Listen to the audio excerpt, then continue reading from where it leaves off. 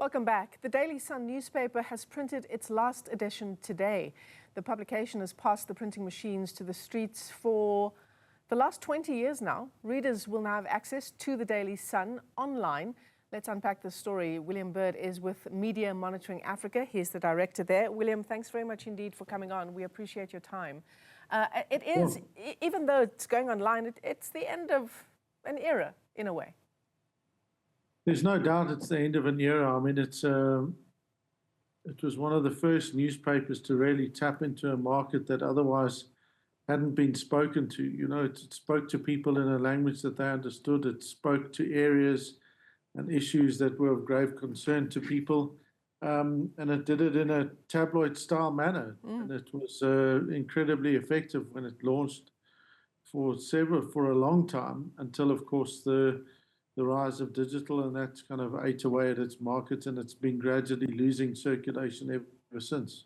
I must say, I will miss driving around and seeing their wacky headlines on the light poles on the streets.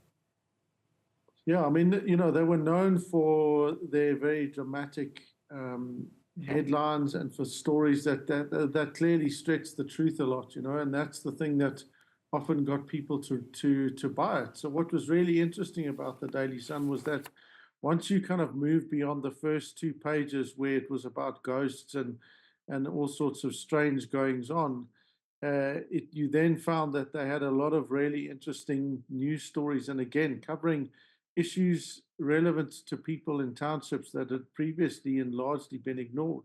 Now, I'm not sure to what extent they're going to be able to replicate that. I do know that in its early days of being online, of course, it was online in a way that wasn't able to harness or gain any real traction from making money from being online. I think that was a missed opportunity by Media 24 to kind of make that successful transition. Unfortunately, now it's something that most of us older people now will remember with a great deal of amusement, astonishment, and sometimes laced with a bit of anger. You know, they had some really interesting stories.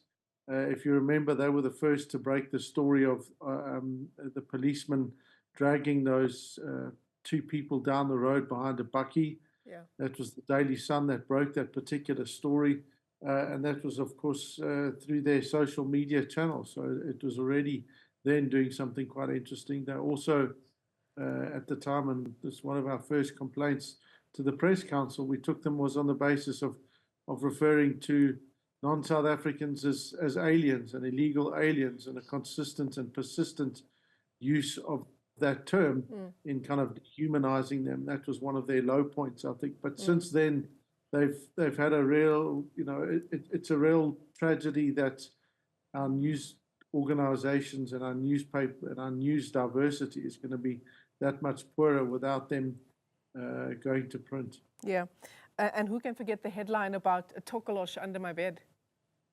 Yeah, I mean, there were any number of tokolosh stories that they ran with. They really were quite extraordinary. You know, there were ones about tokoloshes sleeping with their grannies and all sorts of things that were quite extraordinary. And as I said, you know, those things, people got them. It was that sort of outrage or surprise factor, and then people would go in and carry on reading the rest of the content. And as I said, they often dealt with a number of really interesting developmental issues. It was in many levels a really interesting kind of model, because it was clearly a tabloid, but it was also something a lot more.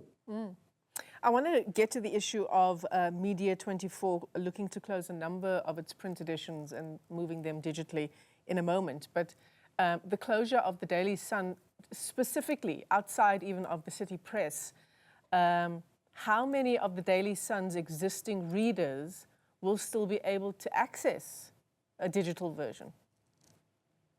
Well, you know, I mean, News 24 has gone with a subscriber model, and they've proved to be relatively successful, certainly in South African terms. I think very successful. They've got over 100,000 subscribers, I think, when I last looked, which is really incredible and really impressive. And they've got a, you know, from a news organization, you can understand exactly why they had to take this decision. But it does mean that you then tend to focus on that particular product. I can't see how you're going to fit stories about tokoloshes onto a News 24 kind of format, because they aren't known to be spreading stories that are just fictitious and made up things. And that kind of mix you really needed to get with an actual newspaper that editorial control. Because of course, if you want to find stories about tokoloshes now eating grannies and having sex with them, you can find them all over social media. And that'll be all you'll be exposed to, as opposed to there where it really was used as a hook to bring people in and then to engage with the rest of the content. So I'm really, you can understand News 24's decision, but it's nonetheless a really sad day for us, especially when you consider the other titles that equally are closing, you know, Die Bild and City Press. City Press, I think their last edition is this Sunday. And that's going to be another really sad day for our country in terms of losing that as an actual print title. We've been talking about this for some time, haven't we, William? The decline of print, and it's unfolding before our eyes now. Well, yeah, and I mean, the thing that to acknowledge is that this is a decline, and it poses an existential threat to news and journalism completely, not just to those titles.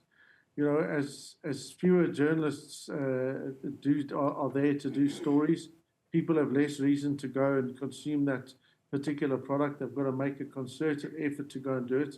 With Meta, for example, clearly downgrading news as important content on their platforms, that says something about, you know, how they see and how they value news. Google perpetually arguing that, you know, it doesn't really generate that much value for them, et cetera, et cetera. So we're hitting a really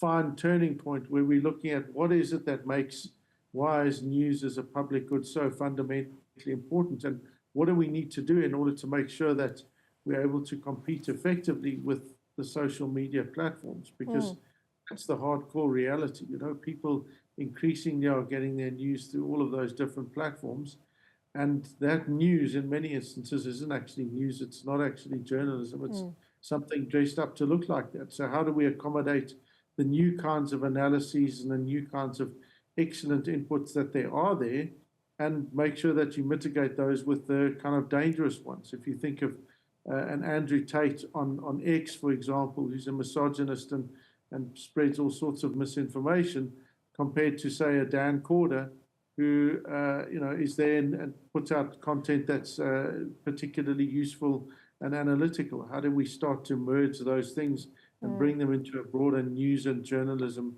picture? Yeah, and how do we sort of get the message to the public that, you know, the messages you get in your WhatsApp groups or on Facebook or on Twitter, that you should probably check it with a reputable news outlet before spreading that information?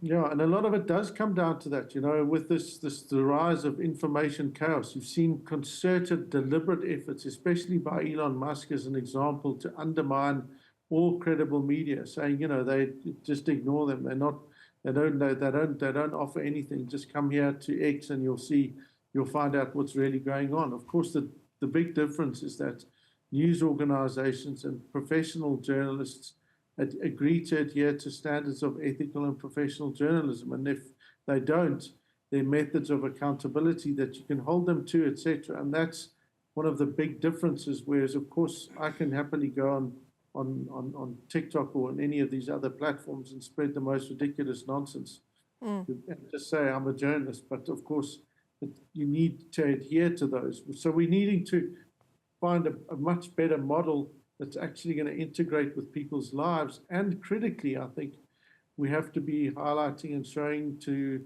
our audiences why it does matter that you have news and information that you can actually trust and rely on. Yeah. And when you close news titles like these, in as much as they make economic sense, I'm afraid I don't think they're good sense for our democracy.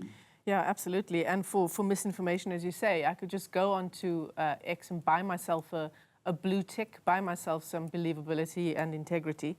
And obviously, this kind of restructure has a major impact on newsrooms as well on staff. There'll be losses and there will be job cuts in the hundreds. Well, I mean, we've seen, the news sector, the journalism sector decimated over the last decade. We've lost at least half the number. There are at least half the number of journalists around now as there were 8 or 10 years ago. I forget the exact figures, but looking as MMA, 10 years ago when we were analyzing news content, there were an average of 2.1 sources per story. In other words, they interviewed at least 2 different people in a news story. We're now down to about 1.2 sources per story, which speaks to how news is occurring, the nature of how it's shifted in response to this. And because, South Africa isn't a dull place. There's so many big issues happening all the time, and you need focused, dedicated people to do those. But because we don't have enough journalists and enough time, what tends to happen is they'll get the official story, they'll be on a deadline, that'll be out, and that'll be done. And then you move on to the next thing, and not enough analysis. And so I think the way that we're constructing and seeing our news has to change in quite fundamental ways. And with the loss of those journalists, we lose all of that institutional memory, which is just so important for the depth of the kind of reporting and investigating we're able to do in our newsrooms. But exactly, and what people forget is that kind of loss of resources, when you lose a sub-editor, let's say someone that most members of the public won't see or realize their job, who's been doing their job for 7 years, you're not just losing that particular person, you're losing their ability to say, hang on a minute, this story doesn't make sense. You need to be putting something in here that actually does. And I think the focus should be on this. When you've got editors that don't have the capacity, and they themselves are having to multitask increasingly, the ability for them to then go take time, provide resources, mentorship to young journalists coming in, means that generally doesn't happen. You used to have a court beat reporter, and they'd have to go for at least a year and learn how to just report on cases in court before they could possibly go out and be seen to be reporting on anything reasonably sanely. That sort of program in most newsrooms isn't there. So you've got a real crisis of skills and of provision of resources. We see increasingly journalists failing to ask and interrogate politicians. They'll come on and they'll say something that's completely xenophobic or completely counter to the truth and all evidence, and they won't be challenged on that. And it's not because our media don't want to or don't feel free enough to do so. It's often because they don't necessarily know what is the thing that they should be taking on and challenging. And of course, that's a broad generalization, because we do still have some incredible journalists and some amazing news stories that happen on a daily basis. And in as much as it's easy to highlight these big problems, I think the fundamental thing is that you just need to look at the role that our journalism has played in South Africa since becoming a democracy, and you can see that our democracy is far stronger because of our journalism, and certainly it would be a lot weaker without it. Absolutely. Yeah, the changing face of our media landscape and of journalism, such an important issue. William Bird, let me thank you for your time this afternoon. William Bird is a director at Media Monitoring Africa. Today, the last printage of the Daily Sun newspaper. It's going online. City Press will also publish its last newspaper on Sunday.